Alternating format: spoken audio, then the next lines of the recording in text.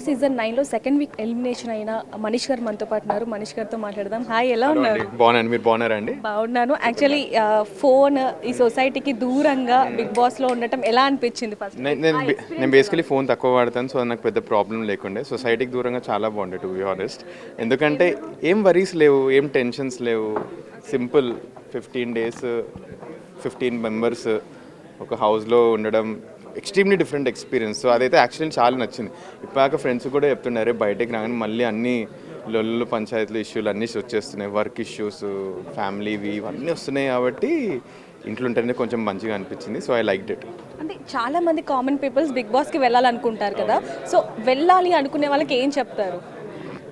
Try చేయండి చెప్తున్నా. Like నేను వెళ్ళే ముందు నేను అనుకున్న అరే అసలుకి ఏముంటుంది, అది ఇది టీవీ ముందు చూసి ఇట్లా కూర్చుంటాం కదా, మస్తు అనుకుంటాం టీవీ ముందు కూర్చొని ఇది చేసేయచ్చు అది చేయొచ్చు అని.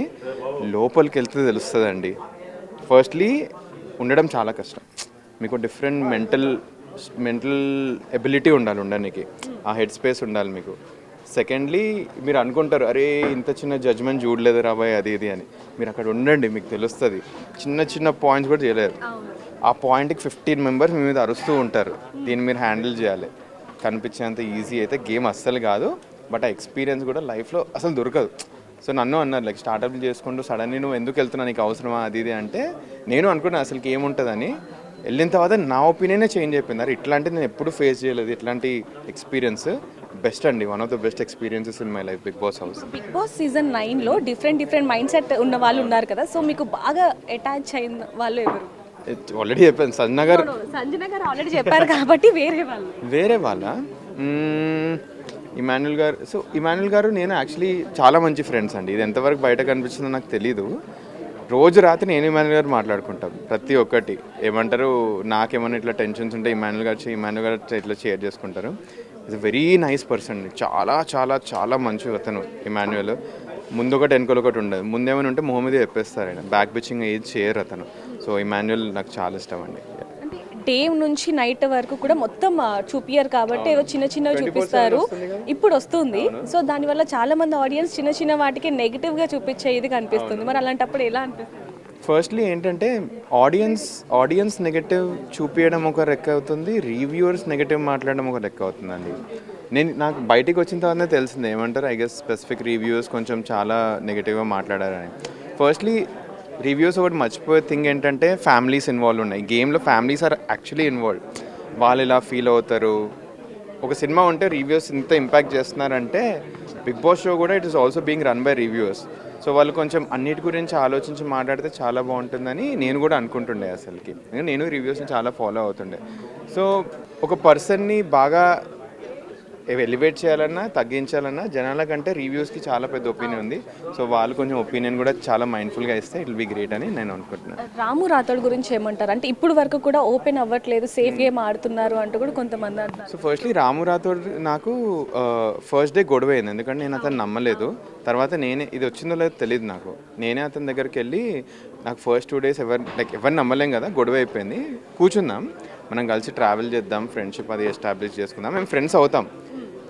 ఇదంతా అయిన తర్వాత చాలా కలిసి మీకు ఒకటి తెలియదు, ఇంట్లో ఇద్దరు పాటలు పాడే నేను ఇంకా రాము రాథోడ్ ఇద్దరం. సో అట్లాంటి బాండ్ ఎస్టాబ్లిష్ అయింది నాకు రాము రాథోడ్కి. లాస్ట్ డే నాకు ఫస్ట్ టైం రాము రాథోడ్ మీద క్వశ్చన్ ఎప్పుడు వచ్చిందంటే, మన ఈ ఓనర్స్ టాస్క్ అయింది కదా, అన్నీ ఇచ్చేస్తారు. అక్కడ నుంచి అందరికీ క్వశ్చన్ వచ్చింది, అరే మన రాము రాథోడ్ ఏమంటారు సేఫ్గా ఉండి యాక్చువల్లీ గేమ్ ఆడుతున్నాడు. అందరికీ ఆ డౌట్ వచ్చింది, ఎవరు మాట్లాడట్లేదు, మేమేం మాట్లాడుకుంటున్నాం. సో అతను సేఫ్ ప్లే అయినా కూడా కొంచెం ఏదో ఉంది, దెస్ అనదర్ ఫేస్ టు హిమ్ అని నేను నమ్ముతున్నాను. బట్ ఏదైనా టాస్క్ వస్తే మేము ఫస్ట్ రాము గురించే ఆలోచిస్తాం. By the way is very good at task. So he's a safe player but he also has a game అని ఐ బిలీవ్ ఇట్. సంజన గారి విషయానికి వస్తే ఆవిడ కొంచెం గొడవలు పెడుతూ ఉంటారు, వాళ్ళకి వీళ్ళకి అంటూ కూడా కొంచెం బయట స్ప్రెడ్ అవుతుంది. అది నిజమైన వాస్తవమేనా? కాదు, తను కావాలని గొడవలు పెట్టదు. ఫస్ట్లీ ఆమెకి సపోర్ట్ చేయాలని కాదు. నేను ఎంత తిట్టానో అందరు చూస్తారు కదా. ఈ ఒపీనియన్ ఉన్నోడే ఒక ఆమె మీదే ఒపీనియన్ చేంజ్ చేసినంటే నేను వాళ్ళ గేమ్ అర్థం చేసుకున్నాను. ఫస్ట్లీ కావాలని గొడవ పెట్టదు. గేమ్ ఫార్మాటే అది కదండి. బిగ్ బాస్ ఎందుకు చూస్తారు? టాస్క్ కోసం చూస్తారు, ఎంటర్టైన్మెంట్ కోసం చూస్తారు, కొంతమంది గొడవల కోసం చూస్తారు. తినకే అవన్నీ తెలుసు అనమాట. టాస్క్ ఉంటే టాస్క్ ఇచ్చి పడేస్తుంది, ఎంటర్టైన్మెంట్ అంటే జోక్లు వేస్తుంది.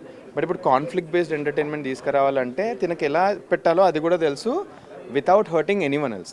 ఎవరిని ఎమోషనల్ డ్యామేజ్ చేయకుండా ఎలా చేయాలో అన్నీ తెలుసు. సో తనైతే కావాలని చిచ్చులు పెట్టదు, చిచ్చులు కావాలని పెట్టినప్పుడు తర్వాత తనే వెళ్ళి రిజాల్వ్ చేస్తుంది. ఇది జనాలకు తెలియని విషయం. రీతు విషయానికి వస్తే లోపల ఒక లవ్ ట్రాక్ నడుస్తుంది అని చెప్పి లాస్ట్ టైం నాగ్ సార్ కూడా ఒకటి చూపించడం జరిగింది ఆ వీడియో. సో అది ఎలా అనిపిస్తుంది? ఫస్ట్లీ ఇప్పటివరకు బిగ్ బాస్లో లవ్ ట్రాక్లు ఉంటాయి కానీ ఎవరు లవ్లు చేసుకోరు. ఫస్ట్లీ ట్రాక్స్ అయితే నడుస్తున్నాయి, బట్ అది ఎంతవరకు ఎగ్జిక్యూట్ అవుతుందో లేదో వాళ్ళ పర్సనల్ దాన్ని బట్టే ఉంటుంది.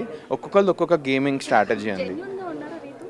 లోపలన లేరు, అయితే నాకు తెలుసు, అదైతే నాకు అర్థం అవుతుంది జెన్యున్గా లేరని. ఎందుకంటే సడన్లీ కొన్నిసార్లు లేట్ చేస్తారు, మాకు తెలుస్తుంది తను ఏడవట్లేదని.